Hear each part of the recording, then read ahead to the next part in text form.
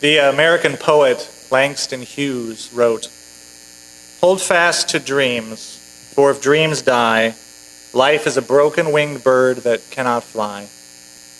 Hold fast to dreams, for when dreams go, life is a barren field frozen with snow." With the Summer Olympics underway in Rio, we're going to be hearing a lot about dreams in the next 14 days.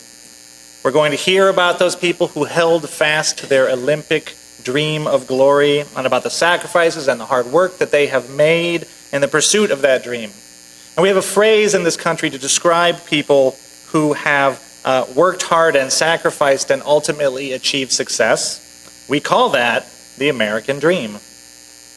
American culture is pretty friendly to dreams overall. We lionize entrepreneurs and rule breakers, right? The Steve Jobs of the world who drop out of college and start a business in their garage and become just titanically, stupendously wealthy.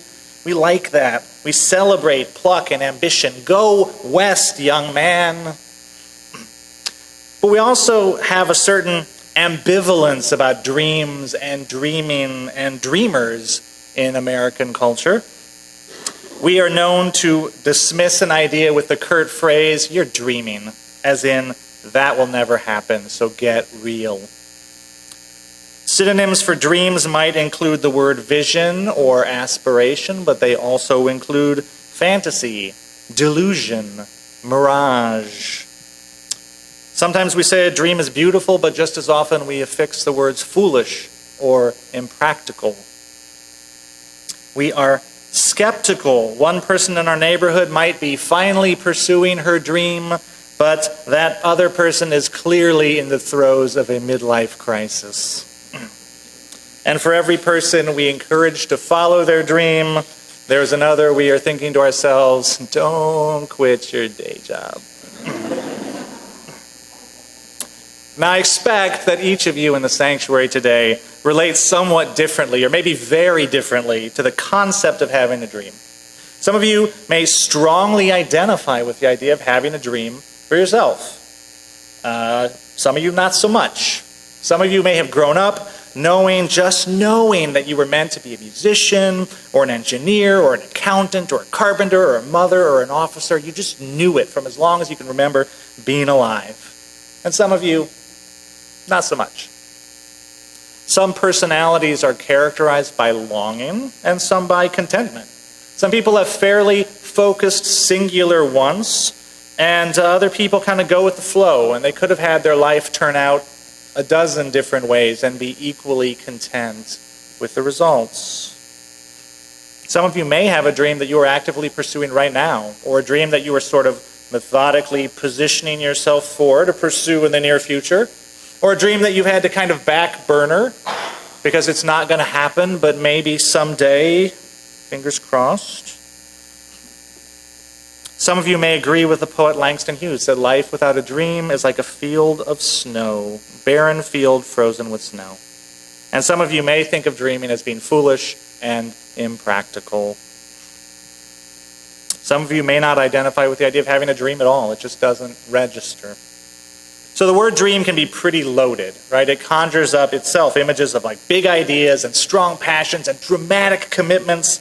And these things might not characterize our life or our personality.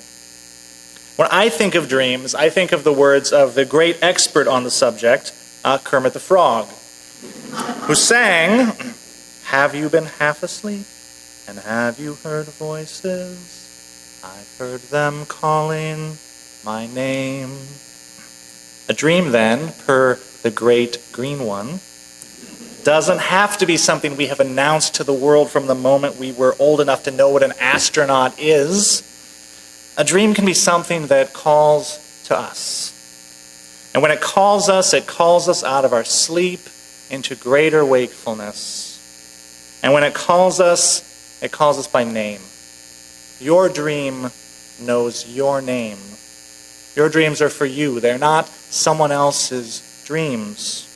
And when you are following the call of your dream, you know it because you feel more authentically you. Dream doesn't have to be big or dramatic. It doesn't have to reorder our whole life. It may call you to acknowledge or honor some part of you that you have previously not wanted to acknowledge or been unwilling to honor. Maybe it is to take up a piano or to work with children. Dream doesn't have to come from a place of longing. Maybe it's sparked by curiosity. Maybe a voice is calling you to get out the old telescope from the attic, the one that you spent so many clear winter nights with as a child, staring up in fascination at the face of the moon. Or maybe it's telling you to get out the old birdwatcher manual from when you were a young woman and had more time for hiking through the woods. Dream doesn't have to change your whole life, but maybe when we answer its call, it brings more peace into our life, or we become kinder, we laugh more. One thing that should characterize our dreams, big or small, if they are truly our dreams, is that they lead us to a place where we feel more alive, more awake, more actualized, more energized. We may not feel more comfortable. In fact, we might feel distinctly uncomfortable. What if our dream is calling us to speak out against gun violence in our community and we happen to be terrified of public speaking? But comfortable or not, our dreams, big or small, lead us to a place where we are more whole. The opposite experience, when we have shut ourselves off from our dreams, may be dullness, tiredness, resentment, irritability, disassociation from our own life, a feeling that we are not really ourselves. We don't recognize ourselves when we look in the mirror. We may become overly critical. The experience of seeing other people living their dreams may provoke misdirected anger in us. In fact, probably the surest sign that we are currently deflecting a dream of our own is if we treat the dreams of others like a personal affront to us, right? That they're out there doing that. Steve Jobs said in a famous commencement speech, "I have looked in the mirror every morning and asked myself, if today were the last day of my life, would I want to do what I am about to do today? And whenever the answer has been no for too many days in a row, I know I need to change something." Steve Jobs. Now notice, he did not say, "I need to change everything." He didn't say, "I need to blow up my whole life. I need to quit my unsatisfying job, divorce my partner, go join the Foreign Legion, or start training for that professional rugby team I just know I can make." He just said, when we're saying no to our own life, too often it is time to change something. What that needed changes may not be what we expect. It could be to change our job. It could be to get a dog and learn what unconditional love looks like. But when we find ourselves saying no to our own lives too often, this is the time to listen for that voice calling us when we are half asleep, calling us in some new direction. And whatever it is, we would be wise to take its counsel seriously. But to hear that voice, we need to carve out time and space for it to speak to us. And the pace of modern life is not very congenial to long stretches of quiet time or long stretches of alone time. Right? We're all pretty overscheduled much of the time. But finding some of that time is important to our spiritual health, and it is a necessity for creative, productive dreaming. Our dreams speak to us from a place where our deepest values meet our sense of wonder and possibility. What is it that reconnects you to that place? Your deepest sense of wonder and possibility, your deepest values. That's what UUI was for me when I first discovered it 10 years ago. And I found that even taking this hour out of every week set aside for quiet time and for wondering changed me. Did a lot for me. It opened me up. But it's helpful, aside from UUI, to set aside some focused alone time for quiet inwardness. Because even this isn't focused alone time for creative, productive dreaming. For some people, that might look like traditional spiritual practice, like prayer. It may look like performing devotions at a personal altar. It may be meditation. And I will take the time to plug, we have a new meditation group that meets here every Sunday morning at 9:45 in the cottage. For people who are interested in that practice, I suggest you check it out. It may also be Tai Chi or yoga, whatever it is that brings us into that place of inward quiet. Singing hymns, playing the guitar, paintings, entangling, journaling, whatever it is. Cooking. Sitting quietly in a chair, petting the family cat.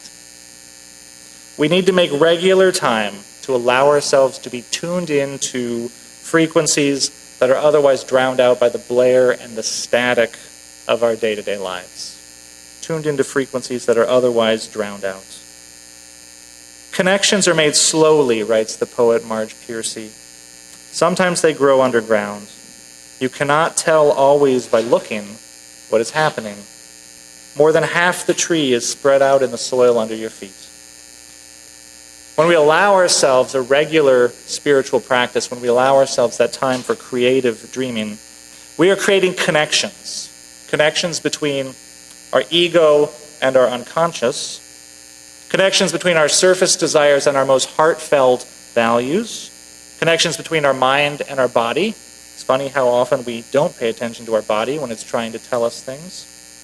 Connections between who we think we are and the vastness of our full potential. Connections between what we take to be our disconnected, isolated self and the interconnected web of being of which we are actually a part.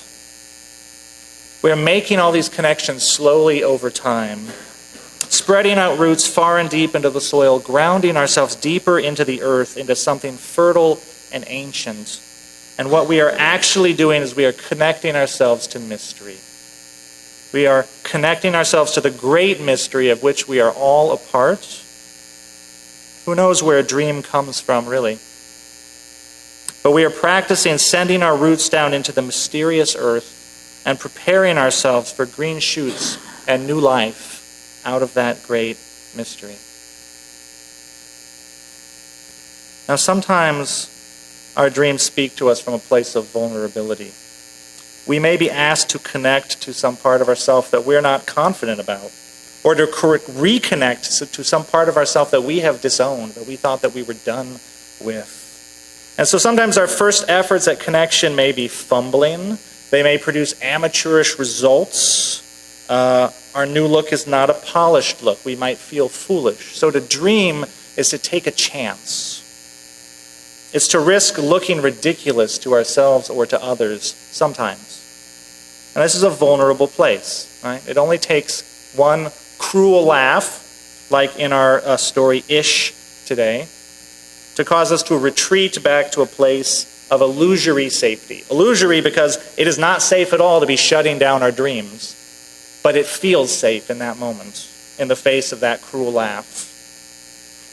And because our taking the first tentative steps towards our dream may be provoking to others, we may indeed find some negativity coming our way. And sometimes that negativity may even come from people closest to us, from our parents, from our siblings, from our partners.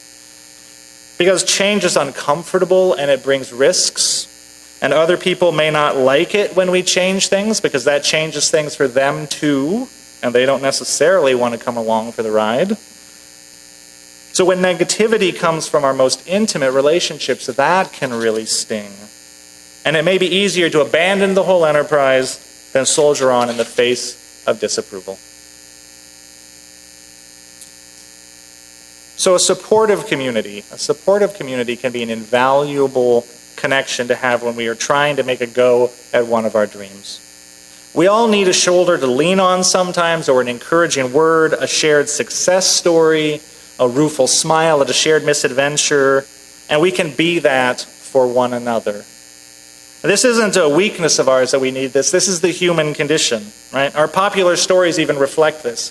If my memory serves, like 90% of the Lord of the Rings movies is just Samwise going, "Don't give up, Mr. Frodo!" And then so Frodo, like, get up, soldier on, right? We take turns in life being Frodo and being Sam for one another, giving support to other people, receiving the support from other people. But we need that support because it is very hard to dream in isolation. It's a myth that dreaming is done by these like heroic, isolated individualists who go off and do it all by themselves with no help. That's not how it works. It's very hard to dream in isolation. And there may be other forms of support we can give one another, practical support like mentoring or networking, or even like a literal ride to a job interview. Right? Access to transportation is actually hugely important to connecting people to their dreams, which is something that we take for granted and don't even think about unless we find ourselves without it.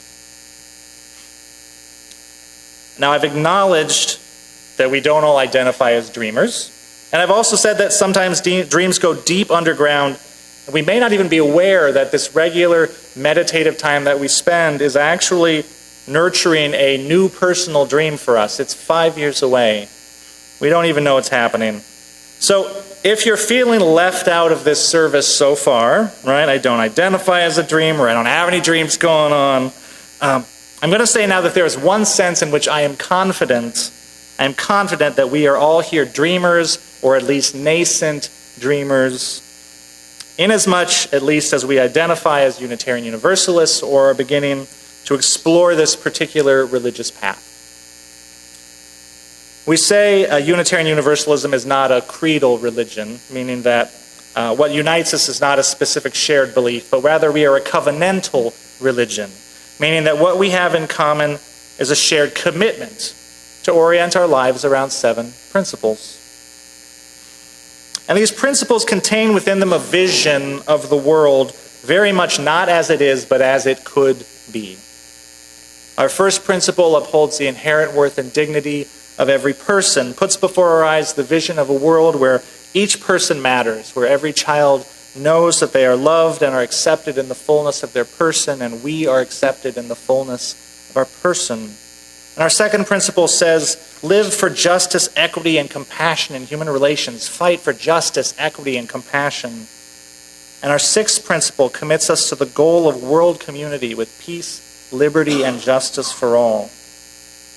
And our seventh principle, respect for the interdependent web of all existence, reminds us that we are inextricably bound together to our fellow humans, to the earth which has nurtured us. So taken together, these principles constitute a vision of a very different world than the one we're living in. They don't prescribe for us exactly what that different world looks like or exactly how we get there, right? There's plenty of room for fertile disagreement amongst us on what that vision exactly is, ends, tactics. But there can be no one who has made a serious commitment to these 7 principles who can feel satisfied with the world as it appears to us today. Martin Luther King Jr. spoke of the necessity of being maladjusted to certain aspects of the modern world. Maladjusted. He said, "But I say to you, my friends, there are certain things in our nation and in the world which I am proud to be maladjusted to, and which I hope all men of goodwill will be maladjusted until the good societies realize.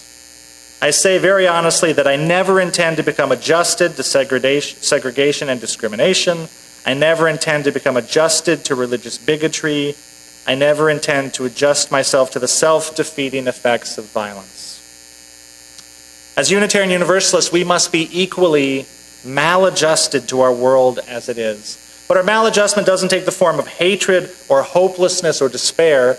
What we become by necessity is dreamers. We become dreamers. Not foolish or impractical dreamers, but hopeful dreamers. Our hope is rooted in a certain optimistic view of human nature, particularly an optimism about our human capacity for reason, and in a confidence in the power of love to open minds and wear down the walls around the human heart, until slowly over time and sometimes suddenly in a great burst, those walls fall down and we have social change. We have seen great leaps forward in human liberation in our nation's lifetime and in our lifetime, and we believe that greater things can still be achieved. We are optimistic dreamers. And we are connected dreamers. As Unitarian Universalists, the dream embodied in our principles connects us powerfully to each other, to our fellow citizens, to our global neighbors, to our living planet, and to all our shared futures. The more we connect ourselves inwardly in our hearts and in our minds to this dream, the more that dream connects us back out into the world and grounds our personal dreams in the necessity for real acts of lived kindness, generosity, compassion, and courage. And so we are transformed, and our own dreams are transformed, even as we seek to transform. Marianne Williamson wrote, "Our deepest fear is not that we are inadequate. Our deepest fear is that we are powerful beyond measure. But we don't need to be powerful beyond measure. We are not asked to work miracles. We are only asked to do the work that has been given to us to do, to seize the opportunities presented to each and every one of us, to bring more love and more justice into the world. We do not expect to wake up in the world we are longing for tomorrow or next week or next year or even yet in our lifetime. But we will fight for that world today and tomorrow and next year and even yet through our lifetime. We are optimistic dreamers, but even more, we are called by our tradition to be faithful dreamers. Connections are made slowly. Sometimes they grow underground. You cannot tell always by looking what is happening. More than half the tree is spread out in the soil under your feet. So we will keep planting the seeds of our shared dream. We will nurture the connections faithfully growing slowly underfoot, trusting in love, that after the long season of tending and growth, someday the harvest will come. May it be so, and amen.